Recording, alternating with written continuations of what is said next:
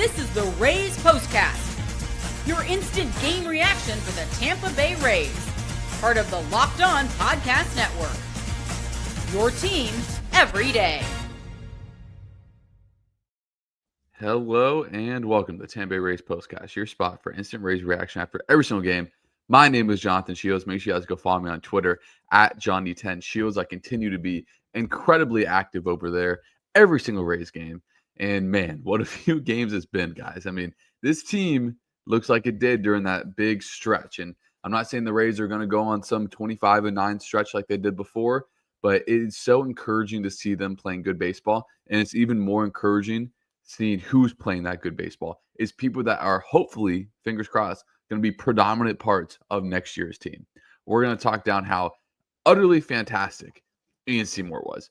We're going to talk about how the offense and the entire team really the last few games looked like it did in June. And this is the third straight time we've had this bullet point up here. Home runs equal wins. The Rays had another four of them today. Homers equal wins for the Rays. And that is no coincidence by now. And then we will look ahead to see how the Rays can complete the series win. But first, we got to talk about the one, the only Junior Caminero. This is what you'll be talking about. We're not going to mess around. Junior is our player of the game. This is the Locked On Player of the Game. It's 4 for 5 with 4 runs scored and 3 RBIs with 2 home runs. How's that sound to you guys? Sounds pretty darn good to me. I literally tweeted this. Something I never expected from the Rays, or to tweet this year about the Rays, is Junior Caminero engineering a run with his speed. And that's what he did to start off that big fourth inning. Not that big fourth inning, but the one that kind of broke the game open a little bit. And then he comes up in the fifth. And that sound off his bat, I'll never get tired of hearing it. It's literally like a shotgun shell going off when the ball hits the barrel of his bat. Just 413 feet, 415 feet, right over dead center field. Anytime you take a ball at dead center, to me, that's just so baller. I mean, taking it out dead center, deepest part of the park, doesn't matter. No park can hold in Junior Caminero right now, to say the very least. He comes back up in the 7th inning after the rain delay and just hits a mammoth home run. And it was, I won't say mammoth, an incredibly impressive home run. That pitch wasn't even a bad pitch. It was down and in off the plate. And Junior got the barrel to it and deposited where it's a home run in 25 out of 30 ballparks. Just special stuff, man. Don't take it for granted. I told you guys in June, if you guys remember, don't take this stretch of Rays baseball for granted because you never know what could happen. Don't take what Junior is doing for granted.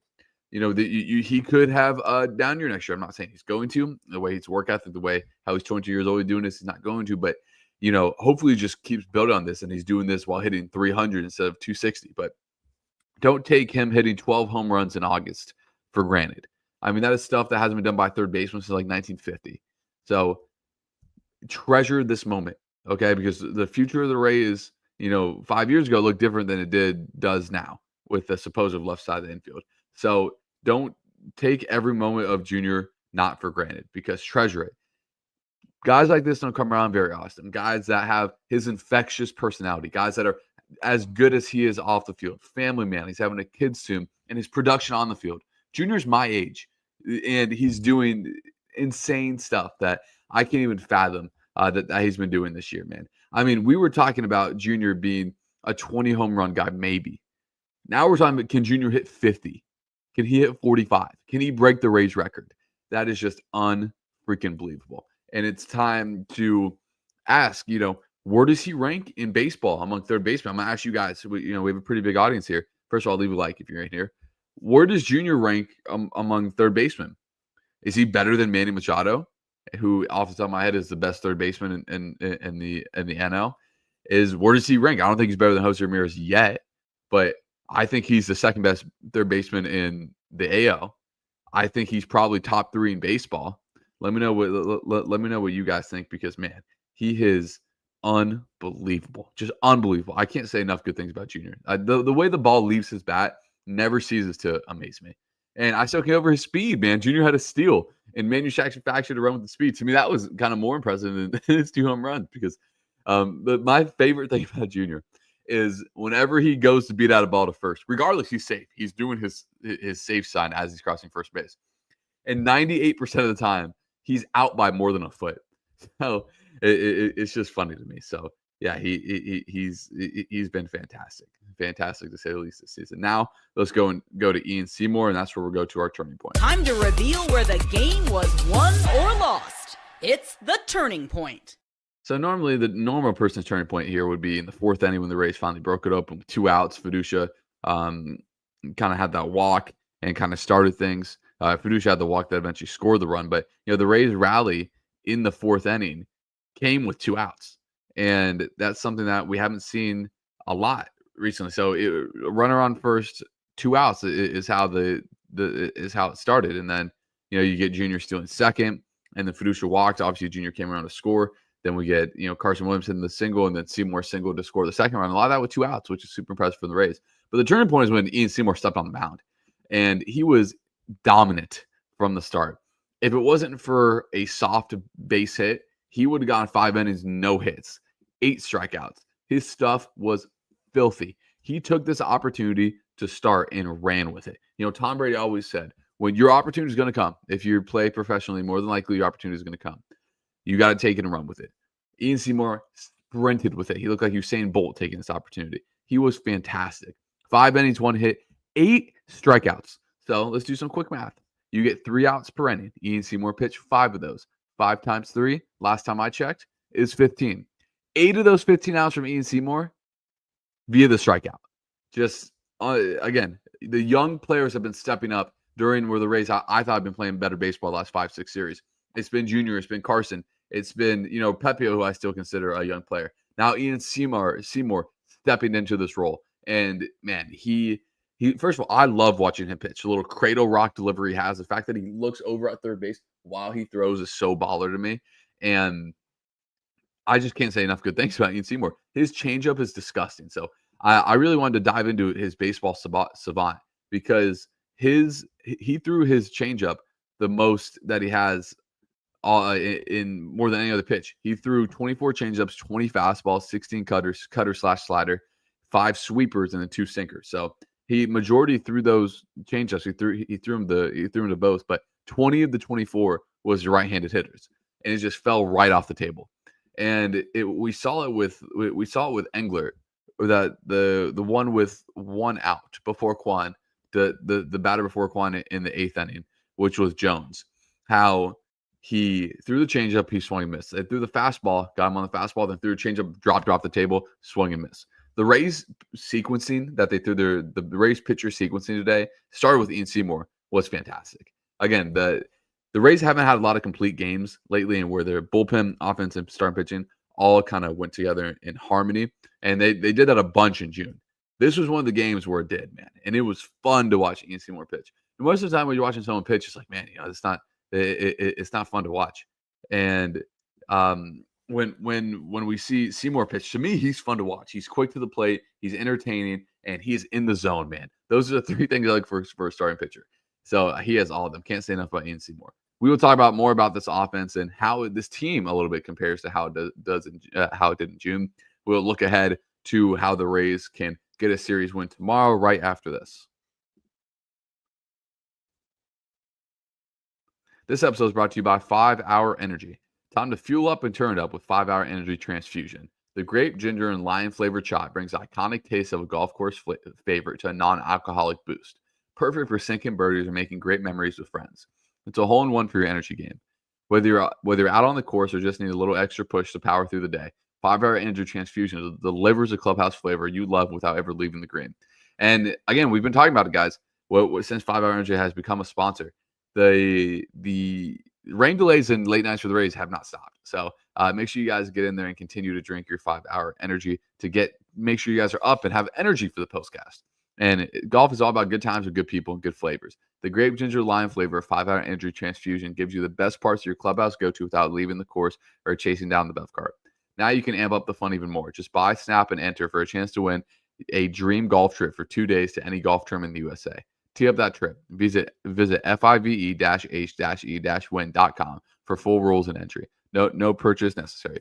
Exclusive Masters tournament. Ends October 31st. 2025. This episode is also brought to you by FanDuel. Tomorrow, August 26th, is officially FanDuel Futures Day, a brand new holiday for football fans who live for bold predictions and preseason hunches. For just 24 hours, FanDuel is giving you deals on NFL season predictions. So whether you're calling your MVP, eyeing a long shot division winner, or ready to crown a Super Bowl champ before week 1 even kicks off, this is your moment. Again, I assume a lot of us are big Bucs fans in here. Think Baker's going to win MVP? I think his backup quarterback's a little bit worse than what it was last season. But if Baker's going to win MVP, go make that bet. If you think the Bucs are going to win the Super Bowl, go make that bet, because the best offer you're going to get on it is tomorrow on FanDuel. Visit the FanDuel app today and start planning your future bets now, because Futures Day is one day and one day only. FanDuel, play your game. Again, guys, if you guys are in the live, make sure you leave a like and comment. We'll begin to the comments momentarily after we talk about this juggernaut of a Rays offense. So Cleveland have not scored in, let me do the math. 9 plus 9 plus 9 is 27. 27, 28 and a third innings. The Rays, on the other hand, have scored 7 runs or more the last 3 games. They haven't scored less than 4 runs in a game since the first game against the Yankees. This offense looks like it did in June when the Rays went on that streak. And that is good news. But the way they're doing it is so much is different, because it's the young guys doing it. It's ironic. The only guy to not get on base this game for the Rays was Chandler Simpson, who's been the most consistent Rays player this year. Since he's been up on getting on base. Yandy 2 hits. Brandon Lau had a hit. Obviously, Junior with 4. Good to see Josh Lowe continue to put good at bats. Same with Jake Mangum. Hunter Ferdusha, I thought, worked great at bats every time. We're going to talk about Carson Williams in a second, because he's been beyond belief. And Bob Seymour is another guy I want to touch on. When he was in San Francisco doing his debut, he looked really uncomfortable at the plate. Since the first game of the Cardinals series, I saw a change where he just looked a lot more comfortable at the plate, and that transition today. So going into the game today, he was striking out 50% of the time. Today, 2 hits, 1 out, 105 off the bat, no strikeouts. He continues to show vast improvements at the plate. If you're a Rays fan, if you're the Rays front office, what more could you have possibly asked for out of Carson Williams the first 3 games? To me, nothing. He's shown it all. He's shown the speed. He's shown the power. To me, he's shown the discipline to not swing and miss as much. And he's putting bat on ball more than ever. I'm a little bit concerned with he's been putting the ball on the ground a lot. But, I'm not overly concerned with that. Just a little bit is a trend I've noticed. Another 2 RBIs today. But, man, he's hitting the ball on the barrel almost every single time. Again, the guy hit 213 in the minor leagues. It's no coincidence since the Carson came up, the Rays are 3-0. And he's a big part of that. I said when he came up, it could be the type of energy this team needs, just another jolt, right? Something to mix up the daily attribute. And that's what he's been. He's been fantastic. I also said I want to go back to this. A lot of people had concerns about Junior doing the home run derby. And what I said, and I still think it's accurate, Junior is just like Randy, and he loves being in the spotlight. And the home run derby was his moment in the spotlight. And he, I think, is using the momentum from the home run derby to have a ridiculous second half of the year. I mean, but we're going to preview the game in a second. Let's go look at Junior's second half of the year. So counting the 3 RBIs today, in August, Junior has 12 home runs, 23 RBIs. Unbelievable. He has more. So he has 18 strikeouts, but but 4 of those were in one game. So take that one game, he's been doing pretty good. He's hitting 270, 326 on base. His OPS is it's going to be over 1,000 once this game goes in. I mean, he has just been incredible. Had to touch on him one more time. But let's get to the game tomorrow, as the Rays will first look for a big bounce back from Shane Baz. And I think Shane Baz is primed for a bounce back. But let's get to the game tomorrow. So for the Rays, it's going to be Shane Baz. For the Guardians, it's going to be Peter Mrazek, who is making his second career start. He's from Plant City, so right down the street from St. Pete. In his one start against the Diamondbacks, he went 6 2/3, 7 hits, 1 earned, 6 strikeouts, only 1 walk. So he was in the zone. Did that in efficient 83 pitches. So again, left-handed pitcher. The Rays have hit left-handed pitchers better as of late, but Josh Lowe, Brandon Lau, Bob Seymour, we just talked about, don't play as well against lefties. So obviously Seymour and maybe even Josh Lowe won't be in the lineup tomorrow. But the Rays hit Liberatore well, really worked counts against him. I'll be interested to see what Morel looks like tomorrow. I thought Morel played really well on Sunday. But the biggest key tomorrow is a Shane Baz bounce back. He has been bad lately, to say the least. And the Rays are giving him an extra day of rest. He has a 5.2 ERA. His ERA in August is 9. He's given up at least 4 runs in every single start this month, including 6 against the Yankees, one of the worst starts of his season. And he's given up, his ERA since he had a 5.4 ERA in July. He has a 9 ERA in August. His ERAs are like bottom 5 out of qualified starters. Not good enough from Shane Baz, if I'm being completely honest. Need him to be better. I think he will have a bounce back tomorrow. And it's kind of a perfect recipe. Cleveland's offense has been atrocious. So hopefully Shane Baz can be in there, be in the zone. The one thing Rays pitcher I thought tonight were so good at being in the zone. Seymour had the walk, Engler had the walk, only 2 walks tonight. If Shane Baz can give you 1 walk or less, I mean, you really like what he's doing. So let's get to the comments as we go. Douglas Bautista. He said, he says, aside from the Yankees game last week, Seymour has been great in relief this season. He deserved this start. Very happy for him. And good to have a lefty starter. First time all season the Rays have a lefty starter. Could not agree more. As we go to Gary, he says, the Rays are 3-0 since calling up Carson Williams. Cannot say enough how great of a year Junior Caminero's had and Ian Seymour had with a fabulous start. Could not agree to any more of that. As we go, Charlie Smith said, what a good feeling to see the Rays play like we know they can, with a more confident with Seymour on the bump than Joe Boyle. Hopefully we can keep it up and win 3 series in a row. Guys, 5-1 is really possible in this road trip. If the Rays win tomorrow, I mean, you can really start to get greedy. This is the point. They play the Nationals after this. 4-2 is a minimum this road trip. You need to get greedy, maybe go 5-1. If we go to Paul Campbell, he says, great to see a new guy stepping up to the plate. I 100% agree. He has been fantastic. As go to Matt Blankenship, perfect. A perfect thing here, as he says, Junior Caminero 6 RBIs away from 100. We have a month in the season left. I mean, he has been fantastic. As we go, Lauren Kendrick, she goes, I'm going to rate Junior at BMS, which means beyond any scale. And I agree with you. Junior has been BMS good this year. As good, Alexander, he said, a second best third baseman behind Jose, top 3 in baseball. I agree with that. It depends on what people would think with him, with like Manny Machado. I'm trying to think of other third basemen in the National League. Obviously, I don't watch the National League as much, but Manny is the guy that stood out. He started this year in the All-Star game. As we go to Tito, he says, when the season's over, will you podcast with the regular guys sometimes? Yeah, I'm sure I will. I got on with them already 2 times this year. I'm sure they'll have me on sometime in the offseason. I would love to do it. Those guys do great work. Make sure you guys continue to check those videos out as well. As let's go to Lauren again. She says, what should the Rays prioritize this offseason? Pitching, defense, or offense? I've been on record. They need a right-handed hitting outfielder that can play every day. I've seen people talk about like Lane Thomas, who used to be with the Nationals. He's really good, and he's good defensively. So that is the number one thing I'm looking at. Good question. If we go to Creo Southpaw, he says, raise up, magical run, ? Maybe. This is a stretch to do it, man. The Mariners play the Padres. Of course, the Mariners are already up 1-0 and can't have nice things. But, the Mariners have a tough schedule. That's who the Rays are chasing. If the Rays can get that lead down to 4.5 when the Mariners come to town to start the next homestand, I mean, then you can really start thinking about it again. Let's go to Matt Blankenship. Said, thoughts on Fiducia? I think he's been good. He's been late on the fastball a lot. It's ironic the biggest hit he's had all year was on the fastball because he was like, I'm going to sell for the fastball because that's all teams are throwing me. But I think that in the long run, he has a very high upside with the bat in his hand in that left-handed batter's box. So, yeah, I thought he had a great game today. As we go to base, he said, love the young guys balling out. I agree, man. I mean, one thing I said, regardless of how this season goes, is to get these young guys up, see how they look next year, and give you some hope for next year. And that's what the Rays have done. So even if the Rays don't make the playoffs, which they probably won't, I mean, there's a lot of stuff to take from this positively.